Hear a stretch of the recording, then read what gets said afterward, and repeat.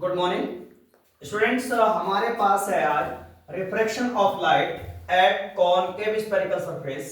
जैसे कि मैंने आपको पढ़ाया था, कॉनकेव सरफेस, जो सरफेस अंदर की तरफ डेप्थ होते हैं, अंदर की तरफ दबे हुए होते हैं, गहरे होते हैं, उन्हें कॉनकेव स्फेरिकल सरफेस बोलते हैं। ये आपका अवतल गोलीय पृष्ठ है, कॉनकेव स्फेरिकल सरफेस है। इस सरफेस का नाम होता है एस डैश। इसके मिड पॉइंट को आप मिड पॉइंट पी को पोल बोलते हैं। ये पॉइंट आपका पोल है, POL, पोल। सरफेस का नाम हुआ SPS'। ये कॉनकेव स्फेरिकल सरफेस है। ये फॉर्मूला में ड्राइव करना है n/b - 1/u = n-1/r। n क्या है? Refractive index of glass. ये जो ग्लास यूज हुआ है इसका रिफ्रैक्टिव इंडेक्स है n। रेडियस, इस कर्वेचर की जो रेडियस है, जहां से स्फीयर बनाया गया है, जहां से आर्क करके खींचा गया है, ऐसे करके आपने प्रोट्रैक्टर से खींचा होगा, उसके सेंटर से पोल तक का डिस्टेंस को रेडियस ऑफ कर्वेचर बोलते हैं। CP को रेडियस ऑफ कर्वेचर बोलते हैं R। अब हमें क्या करना है? ये कॉनकेव स्फेरिकल सरफेस है, यहां से आप इसके सेंटर ऑफ कर्वेचर से इस पर नॉर्मल ड्राइव करते हैं। ये आपने यहां पर नॉर्मल ड्राइव कर लिया, यानी ये एंगल 90 डिग्री आपने ड्राइव कर लिया, और आपका ये पॉइंट A हुआ, पॉइंट ऑफ इंसिडेंस CAN आपका नॉर्मल हुआ। CAN क्या हुआ आपका? ये नॉर्मल है। और A क्या है? Point of incidence. Point of incidence, point of incidence हुआ आपका।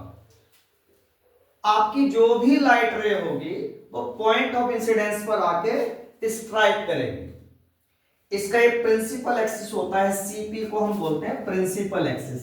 ये प्रिंसिपल एक्सिस है, प्रिंसिपल एक्सिस। मान लीजिए आपका यहां पर इस प्रिंसिपल एक्सिस पर पॉइंट ऑब्जेक्ट O रखा हुआ है, इससे लाइट रे चलेगी और जाकर के पॉइंट ऑफ इंसिडेंट पर स्ट्राइक करेगी। यहां पर पे ये पॉइंट ऑफ इंसिडेंस पे स्ट्राइक किया है इसने, तो आपका नॉर्मल के साथ जो इंसिडेंट रे ने एंगल बनाया, ये वाला एंगल, ये एंगल आपका एंगल ऑफ इंसिडेंस होगा। ये लाइट रे जब यहां एयर से दूसरे मीडियम, सेकंड मीडियम ग्लास में जा रही है, यहां ग्लास है आपका, ये ग्लास है, यहां पे ग्लास में एंट्री कर रही है आपकी ये, तो इसका स्ट्रेट लाइन में नहीं जाएगी, बिकॉज इसकी वेलोसिटी यहां पे चेंज हो जाएगी।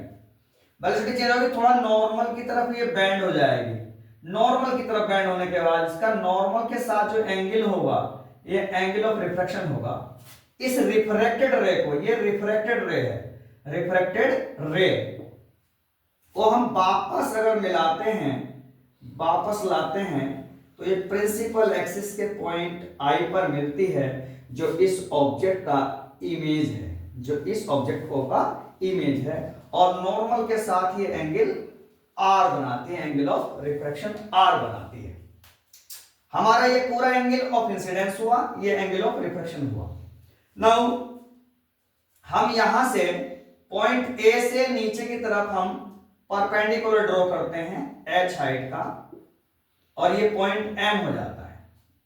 लेट ऑब्जेक्ट इमेज और सेंटर ऑफ कर्वेचर, ये आपके प्रिंसिपल एक्सिस से ऑब्जेक्ट, इमेज और सेंटर ऑफ कर्वेचर, ये अल्फा, बीटा और गामा एंगल फॉर्म करते हैं, गामा एंगल बनाते हैं।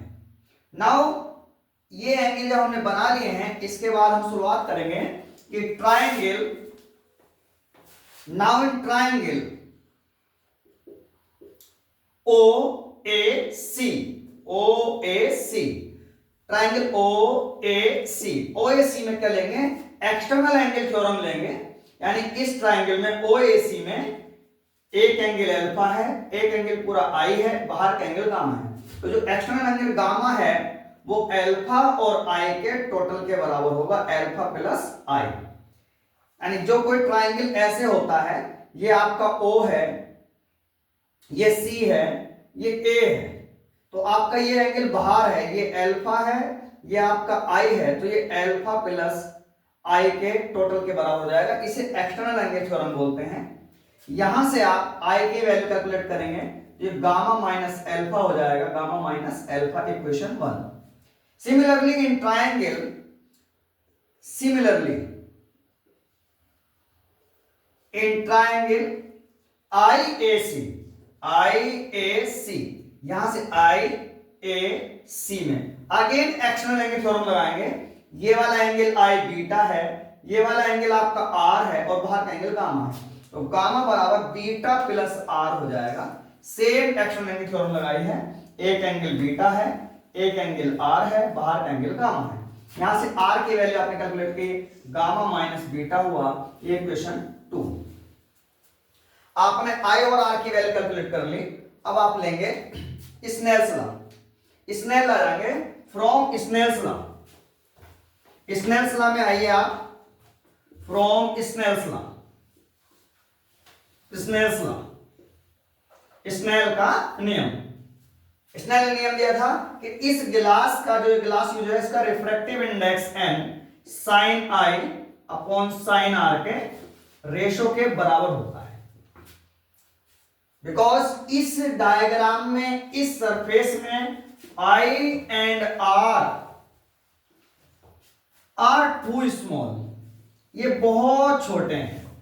बहुत छोटे का मतलब ये है कि I और R, I and R is less than 10 degree, 10 degree से छोटे हैं। तो इसका मतलब क्या हुआ, यहां प्रॉपर्टी लगेगी साइन आई इक्वल्स टू आई। छोटा एंगल होने पर, 10 डिग्री से कम एंगल होने पर आप ये प्रॉपर्टी लगाते हैं, तो ये फॉर्मूला आपका कन्वर्ट हो जाएगा Snell's law i upon r में। मल्टीप्लाई करेंगे, आई इक्वल्स टू हो जाएगा एन आर, ये इक्वेशन नंबर 3। आप आई और आर की वैल्यू इक्वेशन 1 और 2 से इस इक्वेशन नंबर 3 में रखेंगे।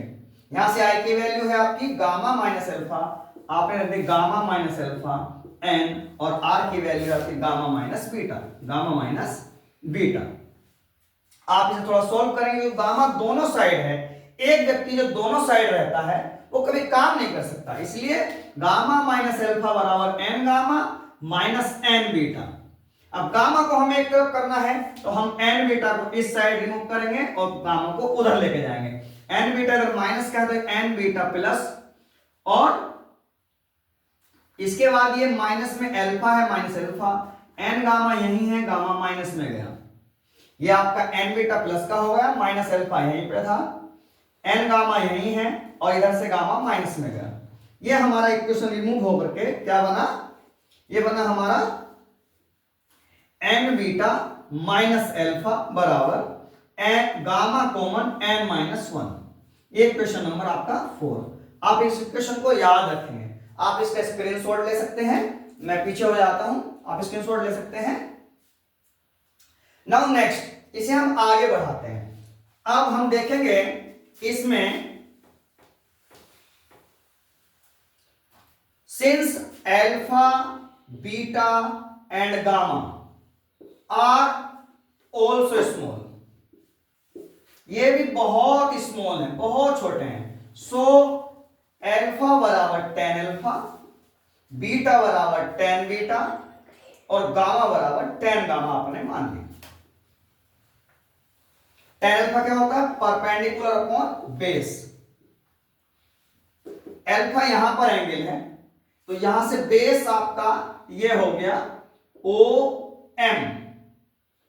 एम बेस हुआ, परपेंडिकुलर अल्फा के जस्ट सामने की हाइट ए एम। बिकॉज आपका एम और पी बहुत नजदीक है, छोटे होने के कारण हम इन्हें ए पी और ओपी बोल सकते हैं। ए पी क्या है, ये इसकी हाइट है, क्या है इसकी हाइट, हाइट है h। ओपी क्या है, ऑब्जेक्ट से पोल तक का डिस्टेंस, ये u होता है। जो भी डिस्टेंस पोल से लेफ्ट साइड होगी, इस साइड होंगी, वो सारी आपकी नेगेटिव, पोल से जो बैक साइड होंगी वो सारी पॉजिटिव डिस्टेंस होंगी। क्योंकि ये पोल से लेफ्ट साइड है, पोल के इस साइड में है, सारी डिस्टेंस नेगेटिव होंगी। सिमिलरली आप बीटा लगाएंगे, ये भी परपेंडिकुलर अपॉन बेस, तो बीटा के लिए परपेंडिकुलर सामने आपका क्या हुआ am, बेस हुआ आपका im। इस कंडीशन में am को हम ap बोल सकते हैं और im को ip बोल सकते हैं। ap आपकी हाइट है h हुई, op आपकी इमेज से पोल का डिस्टेंस, इमेज डिस्टेंस v होता है, क्योंकि पोल के इस साइड में है इसलिए इसे भी हम नेगेटिव लेंगे, ये h अपॉन v हुआ। आगे हम लेंगे गामा, तो ये भी आपका cp बेस हुआ, cp आपका बेस हुआ और ap आपका परपेंडिकुलर, तो ap अपॉन ये हो गया आपका cp। मैंने इसको am अपॉन cm नहीं लिखा है, डायरेक्ट ap अपॉन cp, क्योंकि हम समझ चुके हैं ऊपर AP क्या है, AP इस परपेंडिकुलर की हाइट है और CP रेडियस ऑफ कर्वेचर यानी इसकी वक्रता त्रिज्या है। ये आपने इसकी वैल्यू R रख दी, क्योंकि ये भी पोल के पीछे है, इसे भी आप नेगेटिव रखेंगे। तो हमारे पास अल्फा की वैल्यू आ गई h upon minus u, beta की वैल्यू आपके पास है h अपॉन माइनस b और गामा की वैल्यू है आपकी h अपॉन माइनस r। ये अब सारी वैल्यू अल्फा बीटा गामा की इक्वेशन नंबर 4 में हम पुट करेंगे। इक्वेशन 4 हमारे पास लिखा हुआ है, आगे लिखा हुआ देखिए n beta minus alpha equal to gamma into n minus 1। आपने इसमें वैल्यू पुट किया, अल्फा की वैल्यू आपने क्या रखा एन बीटा, बीटा की वैल्यू h अपॉन माइनस के v minus alpha h upon minus के u, h अपॉन माइनस के u equal to gamma h upon minus के r n माइनस 1। ये आपकी वैल्यू पुट करने के बाद इसमें आपके पास आया, आपने इस फोर में से माइनस h कॉमन कर लिया, तो यहां से जब माइनस h बाहर निकाला, यहां से n ऊपर गया, v नीचे बचा, माइनस और एक h बाहर निकाले तो यहां से माइनस 1 अपॉन u बचा, माइनस एक बार और u बचा, h बाहर है, माइनस h कॉमन कर दिया आपने, तो यहां से आपके पास n माइनस 1 बचा ऊपर और नीचे बचा आपके पास r। माइनस s से माइनस h आपका कैंसिल हो जाएगा, आपके पास बचेगा n upon b minus 1 upon u equal to n minus 1 upon r।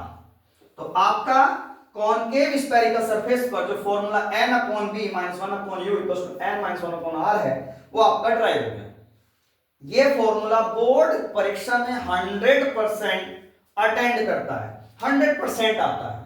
आपको जो इसमें कमियां लगी हो और कमेंट के द्वारा आप हमें बताइए, हम आपकी कमी को दूर करेंगे और बोर्ड परीक्षा के लिए आपकी बेहतर से बेहतर तैयारी कराने का प्रयास करेंगे, जिससे आपके अच्छे अंक आए और कोई भी विद्यार्थी हमारा फिजिक्स को भारी ना समझे। फिजिक्स के लिए हम आपके साथ हैं, बस आप कमेंट और शेयर करते रहिए। धन्यवाद।